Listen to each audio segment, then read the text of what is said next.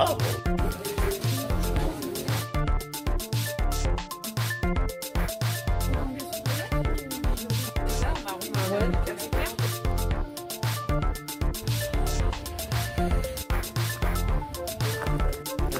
là on se retrouve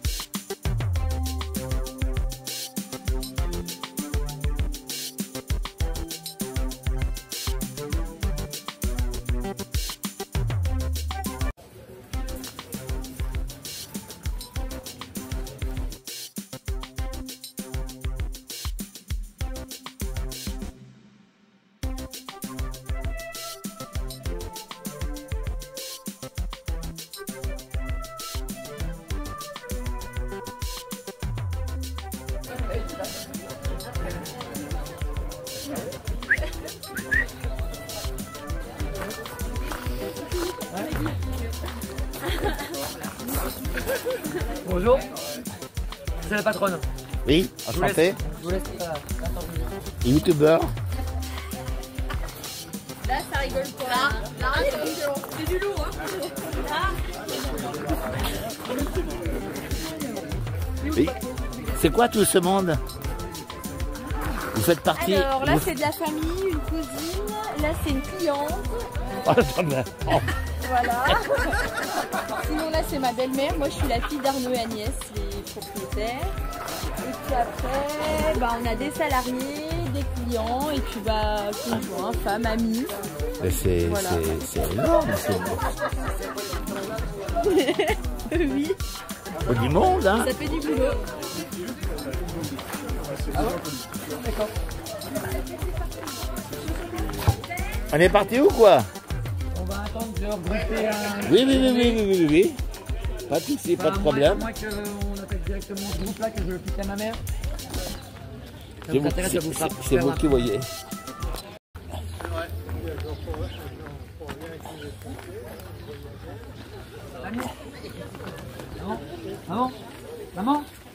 Maman, je te coupe? Ça te dérange? Le monsieur il est prêt, ça te dérange qu'on change? Le monsieur il est prêt pour l'ici, ça te dérange qu'on change? Ok.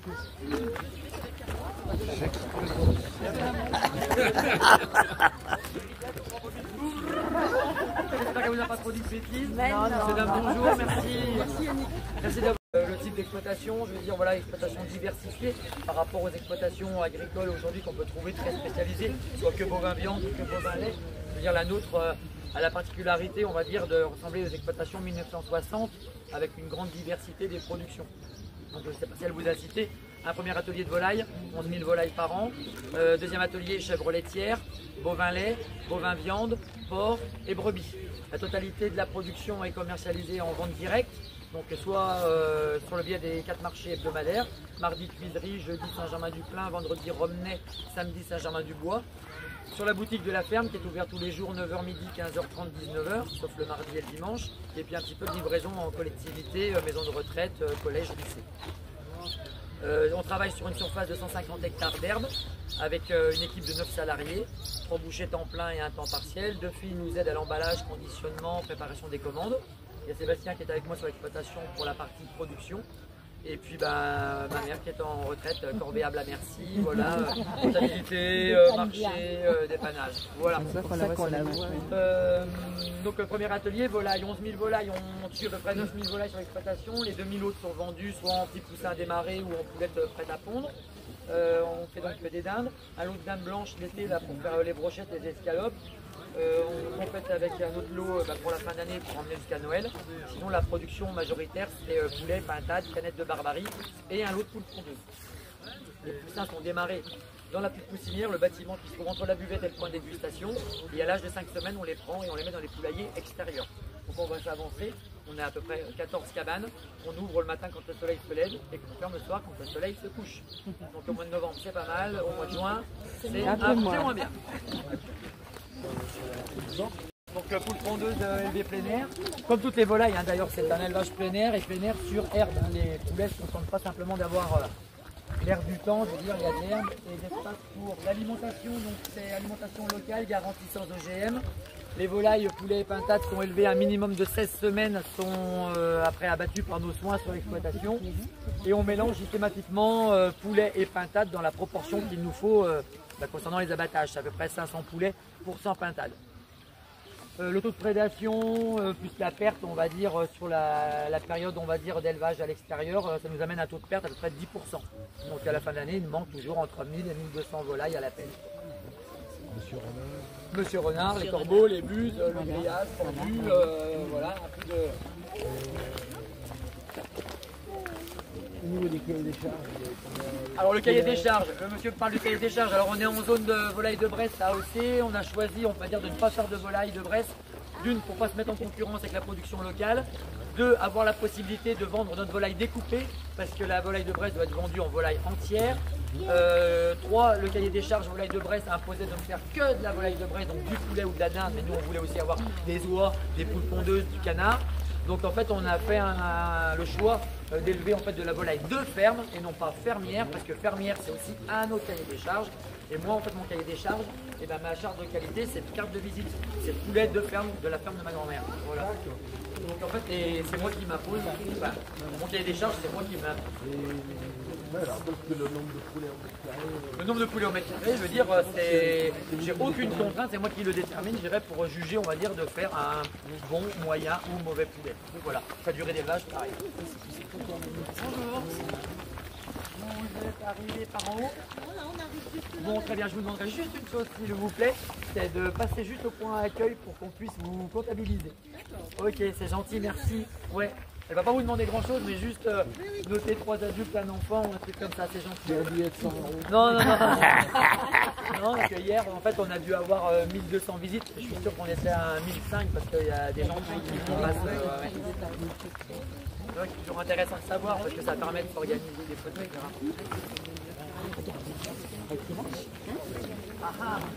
Ouais. Donc, deuxième atelier, l'atelier bovin-viande. Je vais me mettre un petit peu plus haut, ça portera un peu plus. Deuxième atelier, l'atelier bovin-viande. Donc on a 65 mères vaches de race limousine. Donc qu'est-ce que je peux vous dire à ce sujet? Mère vache limousine, pourquoi limousine? D'une, c'est une race qui se prête bien à la vente directe. Les carcasses ne sont pas très lourdes. Les animaux sont faciles, précoces, faciles à finir. Ces animaux ont aussi une aptitude, on va dire, à avoir un vélage facile et à bien s'occuper de leur veau. Voilà, donc ça nous facilite un peu la tâche de ce côté-là. Donc ces vaches sont conduites au pré sur la période estivale. Donc elles n'ont pas été lâchées là parce qu'on avait un rappel vaccination à faire mercredi. Puis en même temps, elles vous attendaient un petit peu. Donc la semaine prochaine, elles vont rejoindre leur quartier d'été jusqu'au mois de novembre. Les 4 premières travées, en fait, ce sont des vaches qui sont accompagnées de leurs veaux femelles. Les 2 travées du fond, elles sont accompagnées de leurs veaux mâles. Les veaux mâles, on ne les conserve pas sur l'exploitation. Ils seront vendus en juin-juillet. Nous, on ne conserve que les femelles qui seront repoussées, soit pour devenir de futures vaches, soit pour être engraissées, en vue de satisfaire les besoins de la vente. L'alimentation, c'est point, enrubanage, et puis concentré donc matin et soir, pas d'ensilage. La reproduction est assurée par la présence de taureaux, on ne fait pas d'insémination. Et voilà. Est-ce que vous avez des questions? Tout enseigne naturel, ouais. Donc la période de reproduction, elle met bas au mois de septembre-octobre. Voilà. Donc la reproduction se passe en stabilisation l'hiver, sur décembre-janvier principalement. Septembre-octobre au pré. Ouais. Quand on les rentre dans le bâtiment, là, il y a pas tout le monde est réuni. Ouais. Vous avez des questions? On continue? Ouais. Allez. Hop.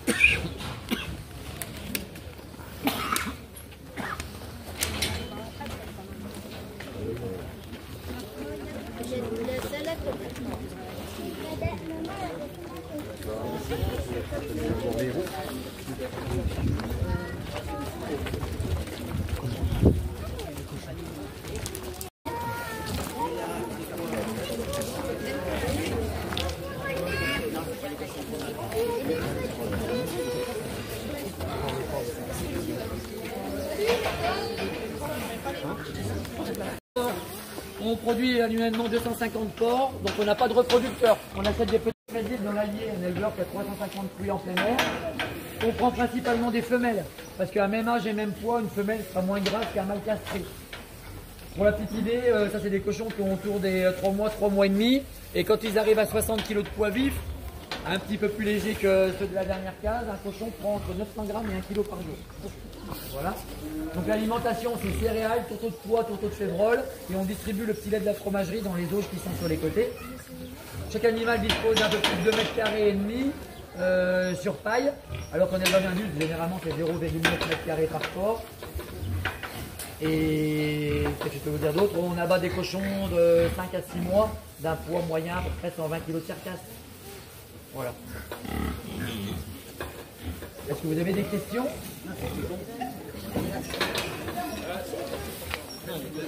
Non, on n'est pas des sœurs. On achète des porcelets. On les achète à Parel Frésil dans la ville. Il n'a pas écouté?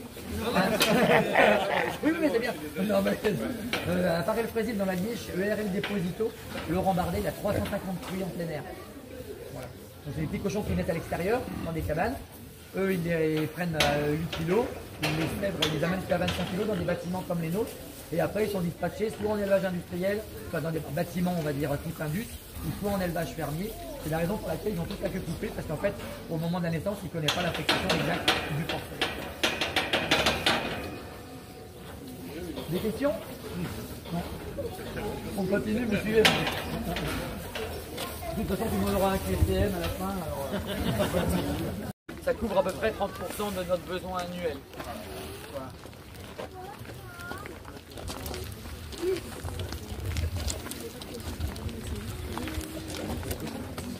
Oh là, c'est pas des moutons là.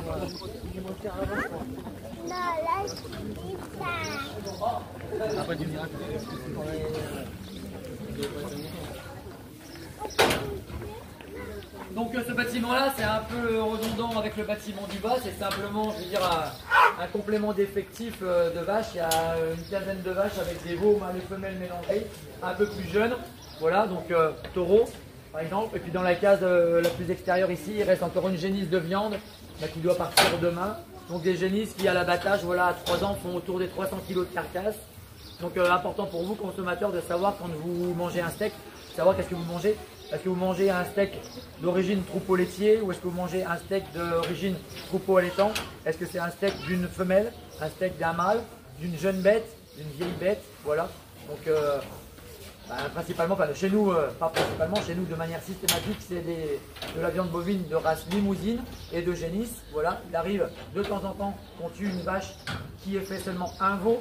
Et en qualité, franchement, ça ne gâche rien du tout. Mais jamais de mâle. Jamais de taurillon, voilà. Et puis l'activité de la bête aussi est déterminée par la ration dont elle peut disposer, quoi. Voilà. Donc chez nous, il n'y a pas d'ensilage, foin, enrubanage et puis aliment complet. C'est derrière vous dans le chariot et on va passer la série de la cantine maintenant. Vous avez des questions?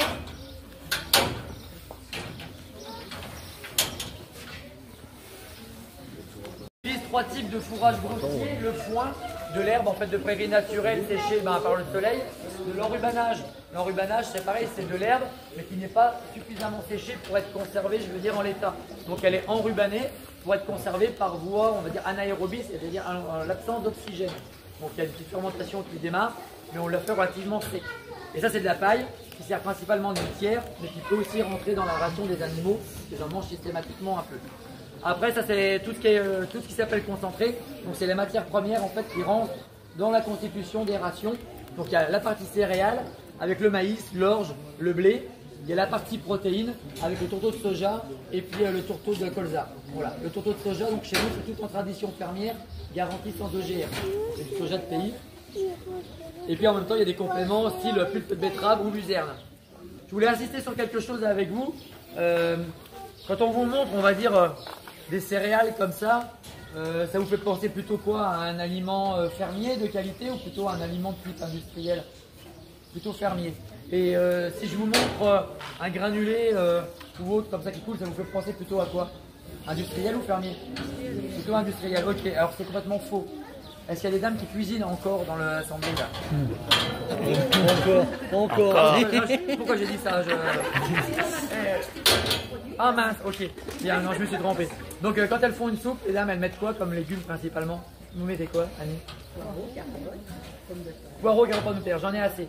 Et puis en morceaux, donc quand vous mangez votre soupe, on peut retrouver le morceau de poireau, la carotte et la pomme de terre. Et puis des fois vous la moulinez. Ok, et du coup là on ne sait pas où est le poireau, où est la patate.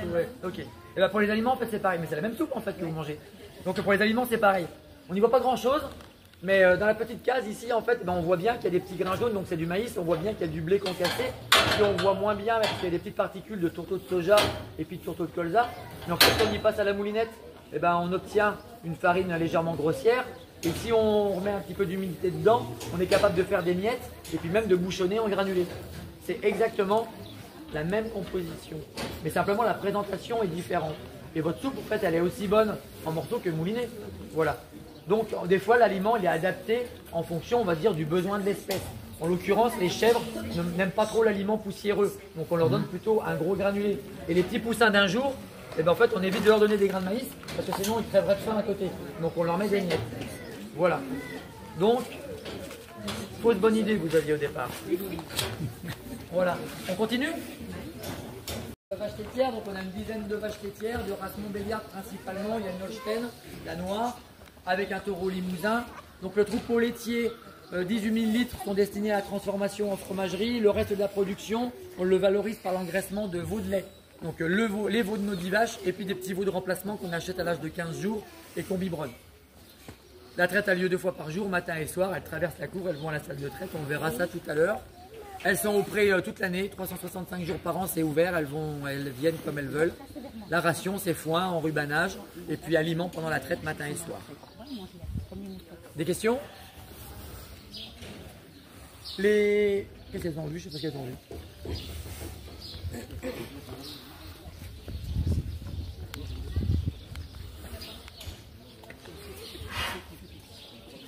C'est une petite fille qui fait pipi, elle change la petite fille. Donc là en face c'est des génisses limousines. On avait un lot de 18 génisses qu'on a mis à la production pour la première fois cette année. On a lâché les autres, il en reste 5. Voilà, elles sont pleines, ça doit véler en septembre-octobre pour intégrer le troupeau des vaches, remplacer des vieilles ou remplacer des vaches qui sont vides et qui ne véleront pas, on va dire, l'automne prochain. Des questions particulières? Non? On continue? Allez, go! Vous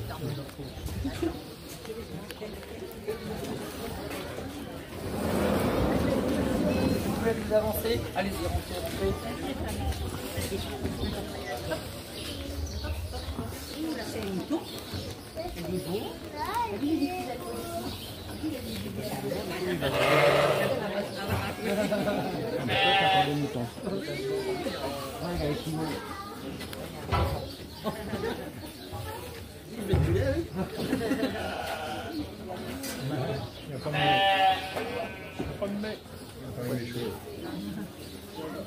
C'est quoi la famille? Et où les défend? Ils sont bons en plus. Ils sont propres. Oui.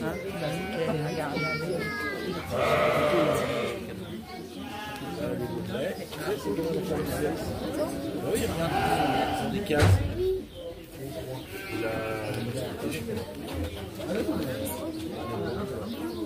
Allez-y, avancez.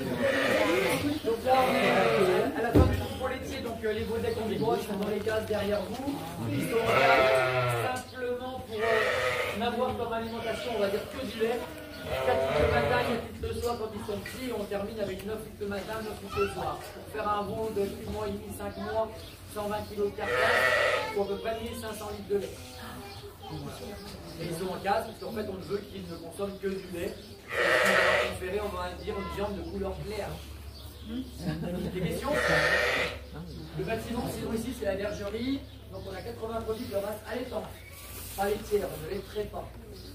Voilà, on n'est pas d'accord. On va dire on veut bien faire des chèvres, bien faire des vaches, et on veut faire des moutons, moi je me casse. On va la garder chez ce qu'on va faire.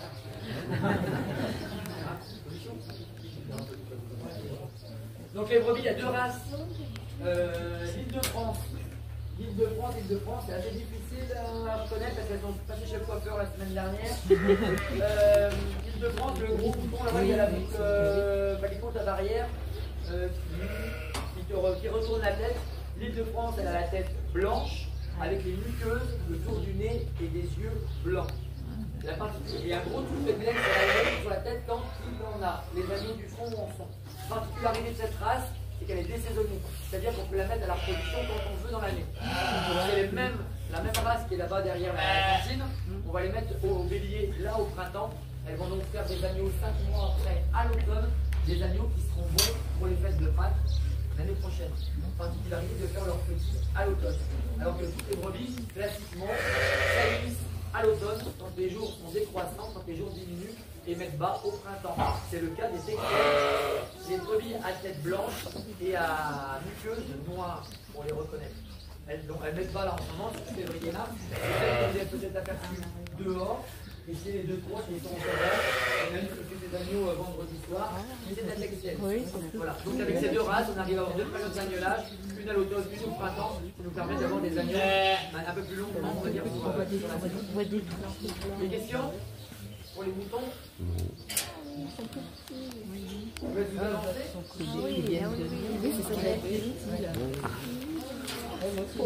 Oui, moi aussi je croyais que c'était ça là. Oui, moi aussi, ouais.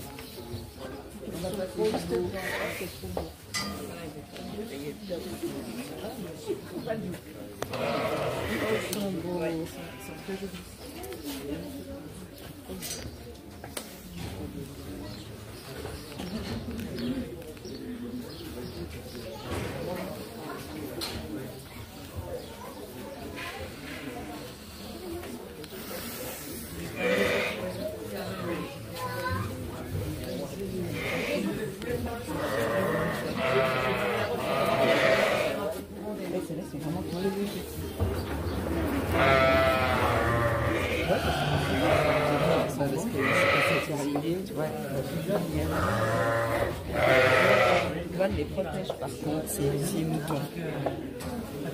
J'essaie de ne pas mettre le doigt trop devant parce que il y a des marrons.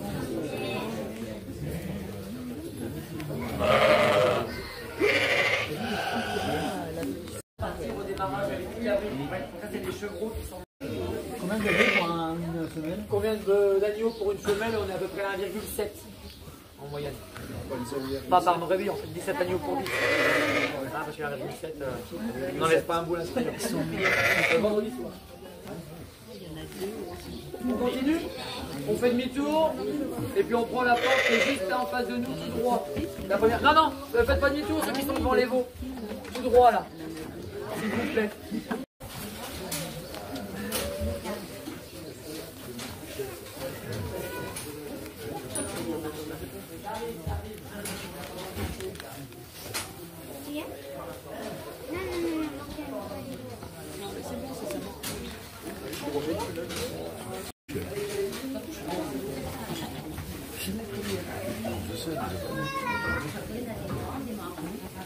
Donc voilà, donc on est dans le bâtiment chèvre, laitière de deux races. Il y a l'alpine, la marron avec le liseré noir sur le dos, et il y a la sanenne, la blanche. Quelques chèvres sont croisées, donc elles sont un peu plus rosées ou rousses. Faut dire, la reproduction elle est assurée donc, par la présence on a 3 boucles sur l'exploitation. Elle a lieu sur le mois de septembre. Et la particularité de la chèvre, si vous voulez, c'est qu'en l'absence de boucles, sur juin, juillet, août, quand les boucles sont séparées, quand on les réintroduit au mois de septembre, en fait, ça génère un effet boucle. Et 7 jours après l'introduction du boucle dans le troupeau, quasiment toutes les chèvres viennent en chaleur. Donc du coup, 5 mois après, quasiment toutes les chèvres mettent bas ensemble. Donc cette année, pour schématiser, je veux dire, on a dû avoir 4 accouchements le dimanche, 12 le lundi, 18 le mardi, 21 le mercredi, et je dirais en une semaine, explose. 3 semaines après, à peine 2 à 3 semaines après, on retrouve encore une petite courbe. C'est des chèvres en fait qui n'ont pas rempli au premier cycle, qui remplissent en fait au deuxième. Il va tellement vite et fort la première fois que tout le monde ne trouve pas son compte. Quoi. Elles ne sortent pas, elles sont conduites en zéro pâturage parce que quand on les mettait dehors, on avait beaucoup de problèmes de parasitisme. Les chèvres, c'est des animaux qui sont tout faits pour brouter en l'air. Et puis bon, dans nos terrains de Bresse relativement humides, elles se parasitaient et on avait beau les traiter tous les mois, ben, on n'avait pas leur maintenir un état correct. Et en plus de ça, déjà en les laissant à l'intérieur, on s'affranchit de toutes les variations météo. Parce que les chèvres, ben, on ne peut pas les mettre dehors quand il pleut, elles n'aiment pas ça. Quand il fait trop chaud l'été, il y a beau avoir de l'air, mais elles passent leur temps à l'ombre. Donc du coup, assurer une production en quantité et en qualité régulière avec des fluctuations, on va dire, soit de quantité d'air ou de météo. Voilà, elles restent à l'intérieur depuis 2007. On ne les déparasite plus. Et du coup, en alimentation, elles ont foin, regain, foin de luzerne qu'on achète, c'est le foin, les petites bottes qu'on voit entre les deux portes là-bas. Et puis donc du concentré matin et soir pendant la traite. Production du chèvre, on est autour des 600, 700 litres par chèvre à peu près. Et la traite a lieu 2 fois par jour. Et par contre, elles sont toutes taries en même temps. C'est-à-dire qu'on arrête de traire autour du 20 décembre pour avoir des fromages jusqu'à Noël. Elles remettent bas entre le 15 et le 20 février à peu près. On démarre du coup les fromages au 1er mars. D'accord. Vous avez une période où vous n'avez pas de Et il y a une production. période où il n'y a pas de production. Parce qu'il y a des endroits où ils arrivent à décaler en 2 On arrive à décaler des fois, soit en décalant les périodes de repos, ou en jouant soit avec des traitements hormonaux ou lumineux pour induire des chaleurs à contre-saison. Voilà. Voilà. Mais naturellement, la chèvre, c'est une reproduction, une saillie d'automne pour une mise basse de printemps. Voilà. Vous avez des questions? Et vous n'avez pas d'affouragement en herbe l'été? On ne fait pas d'affouragement en verre. Non, manque de temps. Ouais, Voilà. Pas d'autres questions? Bougez pas. Donc dans les chèvres, je vous ai dit que le gros des mises basses a fait lieu en février. Il arrive, on va dire qu'il y a quand même 2-3 retardataires. Je vais juste essayer de frayer un petit passage là. Il y a quand même de temps en temps des retardataires. On a une dernière mise basse mardi.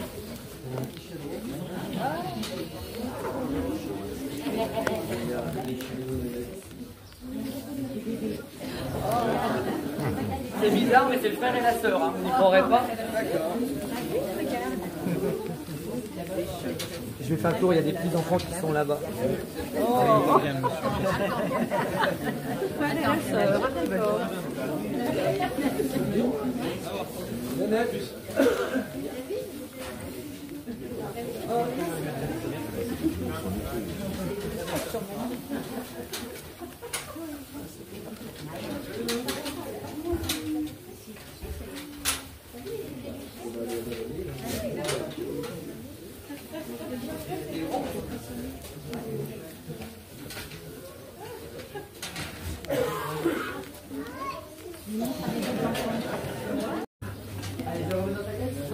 Allez, go.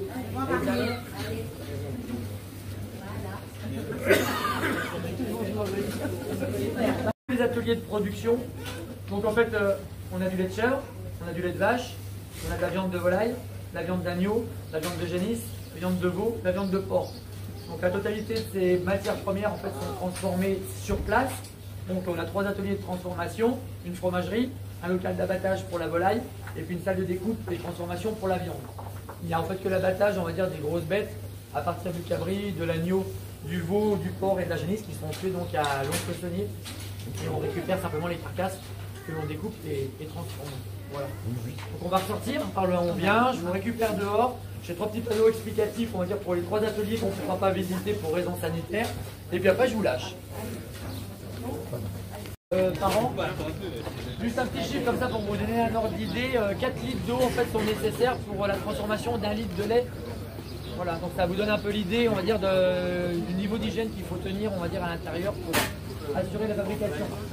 Le gros de la fabrication, donc c'est un cahier lactique. On fait des fromages frais, demi-secs, secs et en faisselle, aussi bien de chèvre que vache, yaourt et crème dessert, tomes de chèvre et tomes de vache pour avoir un peu de report devant.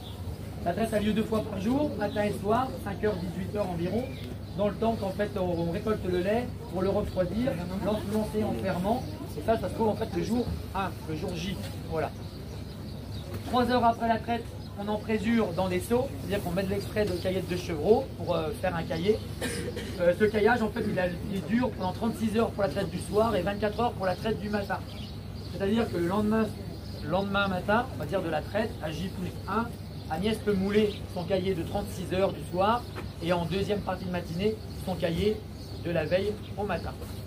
Les faisselles qui regroupent 0,6 litres de lait par faisselle sont laissées sur la table et en égouttage pendant une journée.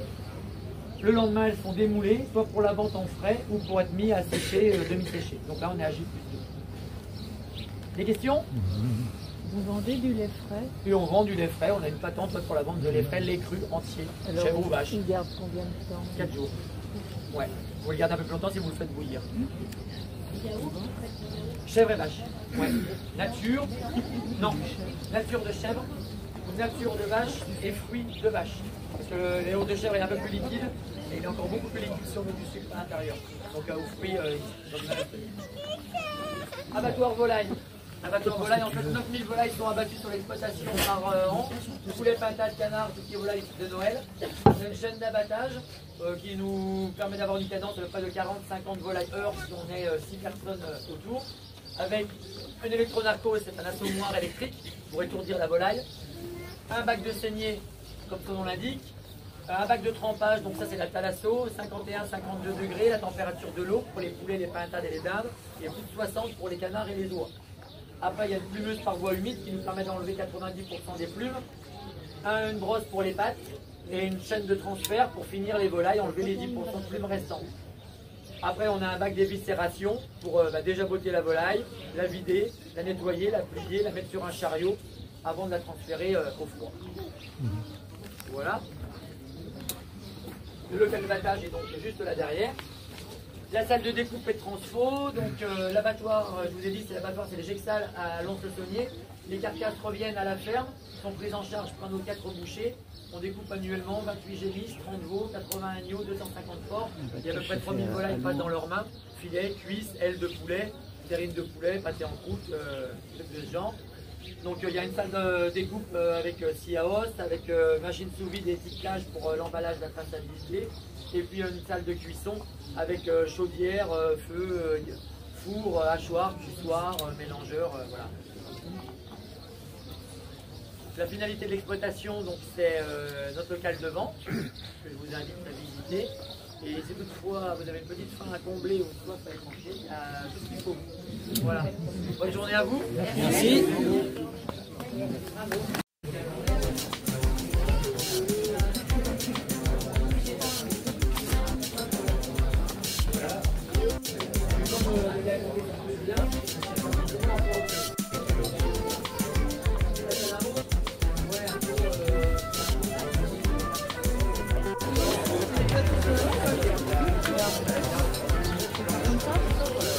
On récupère ça? Une planche. C'est bon, c'est bon, c'est bon.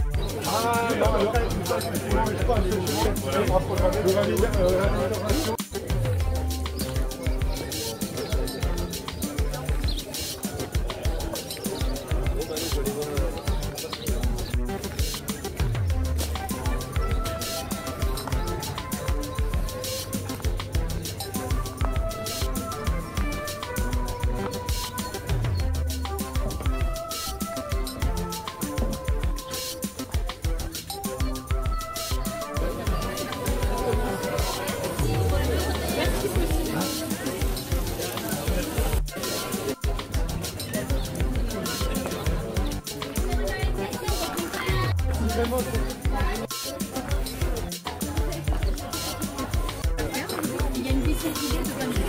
Et la boutique. Voilà.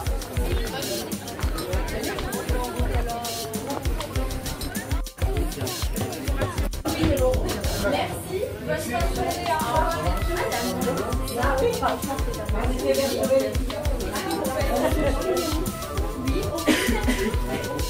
alors, au fruit, j'ai myrtille, cerise, ananas,